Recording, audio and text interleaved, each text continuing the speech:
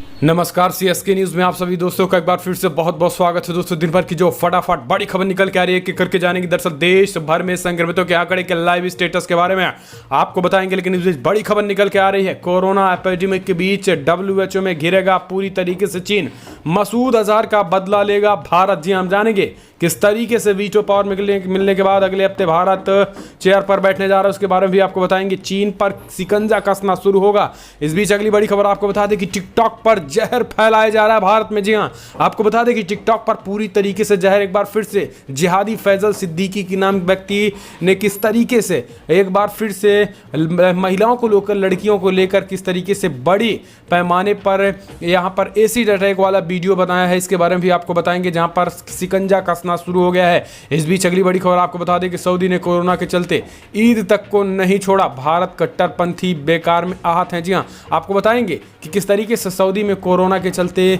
ईद को लेकर पाबंदियां की गई। इसके बीच मध्य प्रदेश से निकल के आ रही बड़ी खबर, जहां पर 6 मंत्रियों ने एक बार फिर से लिया है शपथ। आपको बताएंगे कि बीजेपी में शामिल होने के बाद इस बीच ICMR ने भी बड़ी खबर निकल के आ रही है। सबसे बड़ी खबर, भारत की तरफ बढ़ रहा है एक और बड़ा तूफान। जी हां, साइक्लोन तूफान को लेकर प्रधानमंत्री मोदी की आनन फानन बैठक बुलाई गई है, वो भी आपको बताएंगे। तो एक एक करके देश, दुनिया, राज्य दर राज्य चीन को बड़ा झटका देकर जर्मनी की कंपनी ने समेटा कारोबार, यूपी में आने का ऐलान कर दिया। इसके बारे में भी आपको बताएंगे सब कुछ जाने के। लेकिन उससे पहले एक छोटा सा निवेदन, अगर आपने चैनल को तक सब्सक्राइब नहीं किया तो प्लीज सब्सक्राइब के लाल बटन दबाकर चैनल को सब्सक्राइब करें। और अगर आप भी मानते हैं कि पीएम मोदी के नेतृत्व में देश कोरोना को हराएगा तो इस वीडियो को दिल से लाइक करके अपना समर्थन दर्ज के। दरअसल पहली बड़ी खबर निकल के आ रही है, आपको बता दें देश भर में संक्रमितों का आंकड़ा हुआ 96,000 को पार। अब तक 96,248 मामले आ चुके हैं, जबकि आज दिल्ली में 299 केसेज आए हैं, तो राजस्थान में भी 140 केसेज आए हैं, आंध्र प्रदेश में 52 केसेज आए हैं, तो उड़ीसा में भी 48 केसेज आए हैं, बिहार में 6 आ चुके हैं अब तक, तो असम में 2 मामले अब तक आ चुके हैं। तो ये राज्य दर राज्य आंकड़े। फिलहाल हम चलते हैं अगली बड़ी खबर लेते हैं।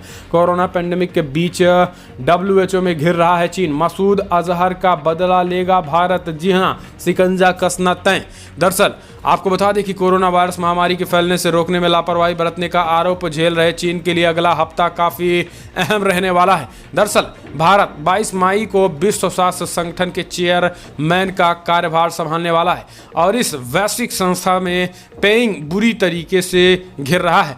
दुनिया के कई देश कोरोना महामारी को लेकर चीन की भूमिका की जांच की मांग कर रहे हैं। ऐसे में भारत को वीटो पावर मिलने जा रहा है और जिसके बाद अब भारत के पास संयुक्त राष्ट्र में पाकिस्तानी आतंकवादी मसूद अजहर के मामले में चीन से पुराना हिसाब चुकता करने का मौका मिल गया है। लेकिन अब देखने की बात होती है कि भारत मानवता दिखाता है या फिर कूटनीतिक तरीके से अमेरिका, ऑस्ट्रेलिया, कनाडा, फ्रांस और जर्मनी जो कोरोना महामारी को लेकर चीन को झटका दे रहे हैं और चीन के खिलाफ हैं, इन सब की मदद से चीन के खिलाफ जांच बिठाई जा सकती है या फिर नहीं, ये तो पीएम मोदी पर निर्भर करेगा।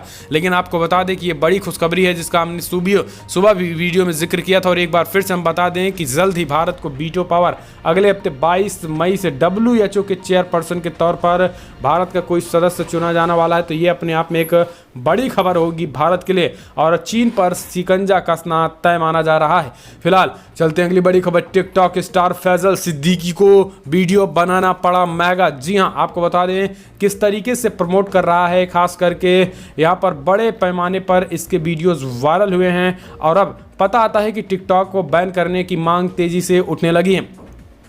दरअसल आपको बता दें कि टिकटॉक स्टार फैजल सिद्दीकी की मुश्किलें बढ़ती हुई दिखाई दे रही है। सोशल मीडिया पर इन्हें आलोचनाओं का शिकार होना पड़ रहा है।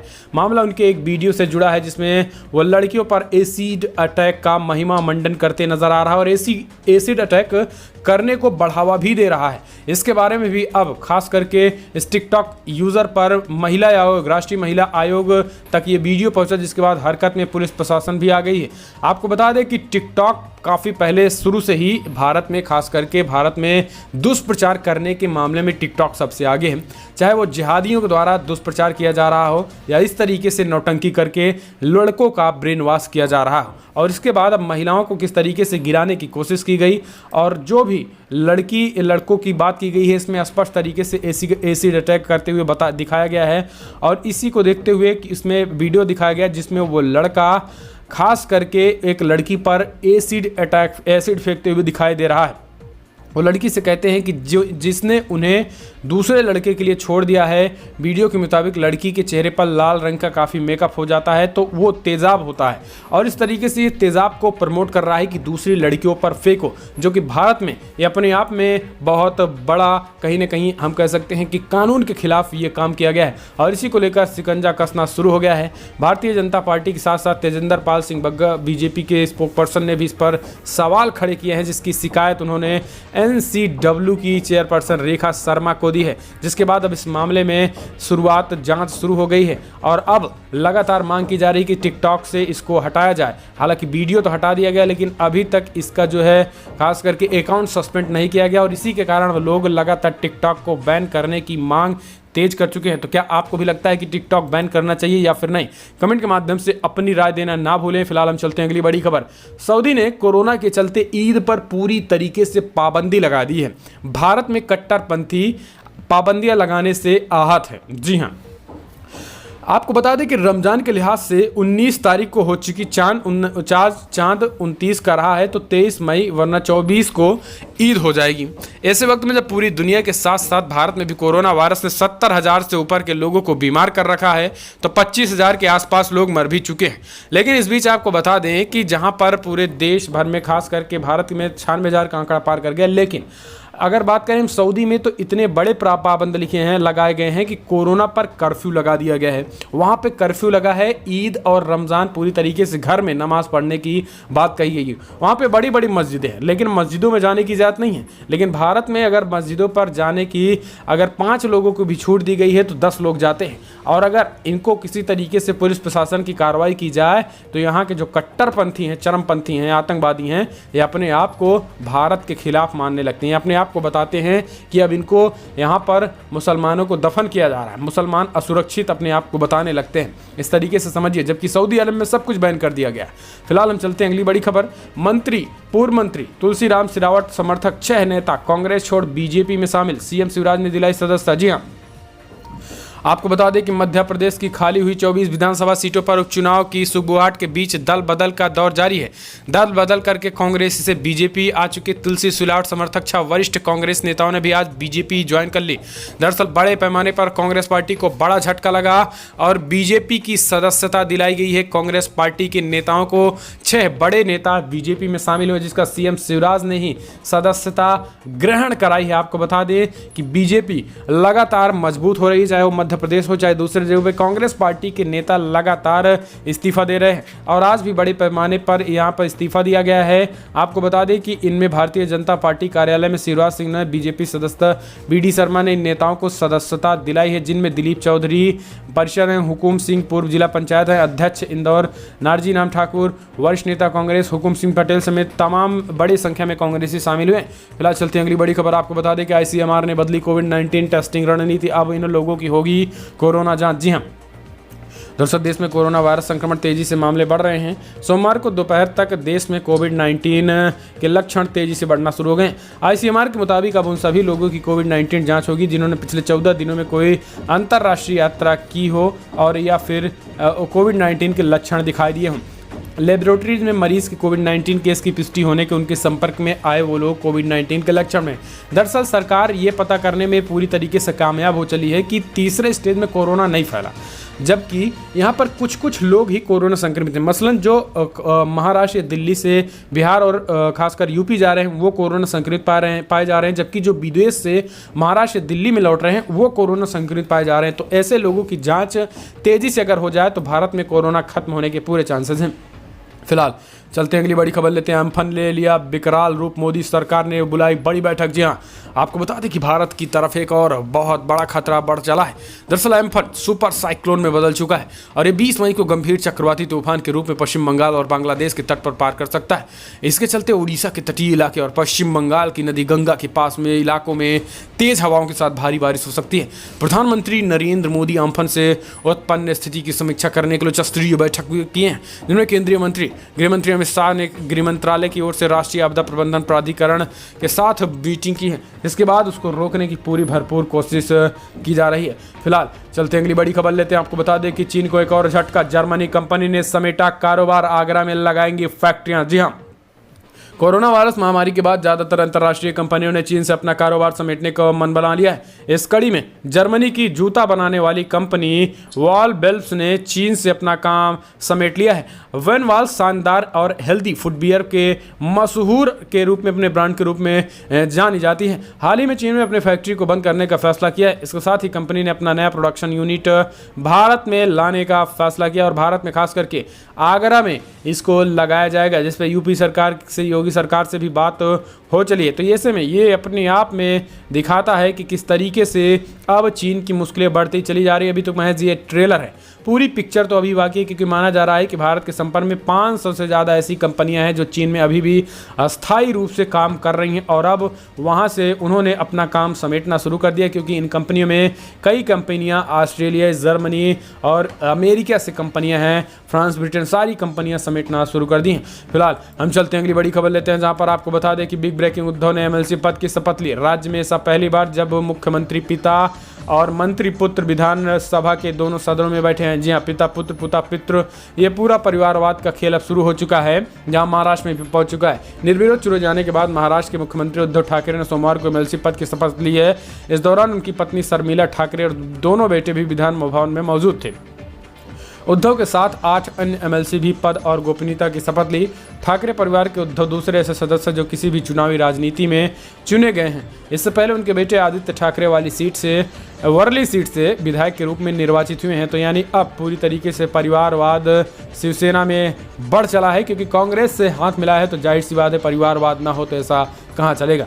हम चलते हैं अगली बड़ी खबर। सीएम शिवराज सिंह चौहान ने फेंका गूगली, क्या आप करेंगी पश्चिम बंगाल के मुख्यमंत्री ममता बनर्जी। जी हाँ, मध्य प्रदेश के मुख्यमंत्री शिवराज सिंह चौहान ने पश्चिम बंगाल के मुख्यमंत्री ममता बनर्जी को एक चिट्ठी लिखी। उसमें उन्होंने मध्य प्रदेश में इंदौर में पश्चिम बंगाल के उन तमाम मजदूरों का जिक्र किया जो लॉकडाउन में यहाँ फंसे हुए। उन्होंने कहा कि ट्रेनों को लेकर हम इजाज़त देने को तैयार हैं, यानी मध्य प्रदेश से उन लोगों को बैठाकर पश्चिम बंगाल भेजने को तैयार हैं। क्या आप उन लोगों को लेंगी। दरअसल अभी तक यह हो रहा था कि पश्चिम बंगाल की मुख्यमंत्री ममता बनर्जी आरोप लगा रही थी कि हम तो लेने को तैयार हैं, लेकिन रेलवे विभाग नहीं दे रहा, जबकि रेलवे विभाग ये बार बार कह रहा है कि हम ट्रेन चलाने को तैयार हैं और ममता बनर्जी राजनीति कर रही। लेकिन अब ममता की राजनीति तब उस वक्त पूरी तरीके से एक्सपोज हो गई जब मध्य प्रदेश के मुख्यमंत्री शिवराज सिंह चौहान ने ममता बनर्जी को पत्र लिखा और कहा अपने मजदूरों को ले जाने के लिए हम यहाँ से ट्रेन चलाने को तैयार हैं, क्या आप वहाँ से ट्रेन लेने को तैयार है। जिसके बाद अब बंगाल की ममता की पोल खुल चुकी है। फिलहाल चलते अगली बड़ी खबर लेते हैं, जहां पर आपको बता दें कि कर्नाटका में लॉकडाउन के दौरान खोले जाएंगे पार्क, दुकानें, टैक्सी और ऑटो को भी मिल गई छूट। जी हाँ, आपको बता दें बड़ी खबर निकल के आ रही है, जहाँ पर कर्नाटका सरकार ने बड़ा फैसला लेते हुए इस लॉकडाउन के बीच खास करके पार्क, दुकान और टैक्सी और ऑटो में भी छूट देने का ऐलान कर दिया, जो कि काफ़ी बड़ी खबर है। जो कि और जगहों पर अभी टैक्सी वगैरह को छूट नहीं दी गई है पार्कों को, लेकिन अब कर्नाटका में खोलने का ऐलान कर दिया गया है। फिलहाल हम चलते हैं अगली बड़ी खबर लेते हैं। पंजाब में भी खास करके सैलून, ऑटो रिक्शा चलाने के लिए परमिशन मिल गई। पंजाब में भी आज से सभी दुकानें खुलनी शुरू हो जाएंगी। पंजाब सरकार ने बड़ा फैसला किया है, जिनमें खास करके कंटेनमेंट जोन के अलावा इंडस्ट्रीज, दफ्तर, कंस्ट्रक्शन, बस, बाजार, ऑटो, दोपहिया, नाई, दोपहिया बिना परमिट वाहन को 18 मई से 31 मई के बीच सुबह 7 बजे से शाम 6 बजे तक खोलने का फैसला कर लिया गया है, जबकि शाम 7 बजे से सुबह 6 बजे तक कर्फ्यू में कोई ढील नहीं दी जाएगी। तो ये भी पंजाब सरकार ने भी एक बड़ा फैसला किया है। फिलहाल चलते हैं अगली बड़ी खबर। दिल्ली में अब रेल यात्रियों को नहीं होगी परेशानी, डीटीसी ने शुरू की बस सेवा। जी हाँ, दिल्ली से भी बड़ी खबर निकल के आ रही है, जहाँ पर डीटीसी बस सेवा करने का ऐलान कर दिया। दरअसल आपको बता दें कि दिल्ली में लगातार उन लोगों को बड़ी समस्याओं का सामना करना पड़ता था जो खास करके मजदूर वर्ग के लोग थे और वो दिल्ली में बड़े दूर दूर से स्टेशनों पर जाते थे। लेकिन अब दिल्ली सरकार ने बसों की सुविधा करने के बाद अब उन लोगों को काफ़ी ज़्यादा आसानी होगी। फिलहाल चलते हैं अगली बड़ी खबर लेते हैं। दुनिया भर में जो आंकड़े निकल के आ रहे हैं एक नज़र जान लेते हैं। दरअसल दुनिया भर में अब तक का आंकड़ा 47 लाख को पार कर गया। जी हाँ, 47,10,000 कन्फर्म केसेज आ चुके, जबकि मृतकों की संख्या 3,15,000 को पार कर गई है। अगर हम बात करें अमेरिका की तो 15,16,000 हो गए, रसिया में 2,81,000, यूनाइटेड किंगडम में 2,43,000, ब्राज़ील में 2,41,000, स्पेन में 2,31,000, इटली में 2,56,000 केसेज आ चुके। तो ये पूरी दुनिया भर का आंकड़ा है। फिलहाल बड़ी खबर में इतना, लेकिन अगर आपको वीडियो पसंद आए तो लाइक करें, शेयर करें, कमेंट के माध्यम से अपनी याद देना। लेकिन एक बड़ी खबर ये निकल के आ रही दोस्तों, मुंबई में फंसे स्टूडेंट ने सोनू सूद से लगाई मदद की गुहार। आपको बता दें कि सोनू सूद एक के बाद एक कई लोगों की मदद कर चुके हैं। उत्तर भारतीयों की बात करें तो बसों ट्रेनों के माध्यम से, इसके साथ कोरोना वॉरियर्स को भी उनके कहीं ना कहीं घर दिलाने की, होटल में ठहरने की व्यवस्था करने के साथ पीएम केयर्स के साथ महाराष्ट्र केयर फंड में भी बड़े पैसे दान किए हैं। इस बीच उनके खास करके एक व्यक्ति जो थाने में एक छात्र फंसा था, उसने तुरंत सोनू सूद को टैग किया ट्विटर पे कि सर हम यहाँ पे फंसे हुए हैं और घर जाना चाहते हैं, आप ही हमारी आखिरी आस हो, तो आप मदद कीजिए। तो इसके बाद ही सोनू सूद ने तत्काल ट्वीट के माध्यम से उनको जवाब दिया कि आपको जल्द आपके घर तक पहुंचाएंगे और आप अपनी माँ के पास होंगे। तो इस तरीके से सोनू सूद ने बड़े पैमाने पर इस कोरोना संकट के दौरान लोगों को उनके घर भेजने की व्यवस्था की है। तो एक लाइक तो सोनू सूद के इस कामों पर बनता ही है दोस्तों। फिलहाल बड़ी खबर में इतना है, लेकिन अगर आपको वीडियो पसंद आए तो लाइक करें, शेयर करें, कमेंट के माध्यम से अपनी राय देना ना भूलें। फिलहाल इस वीडियो में इतना। जय हिंद, वंदे मातरम।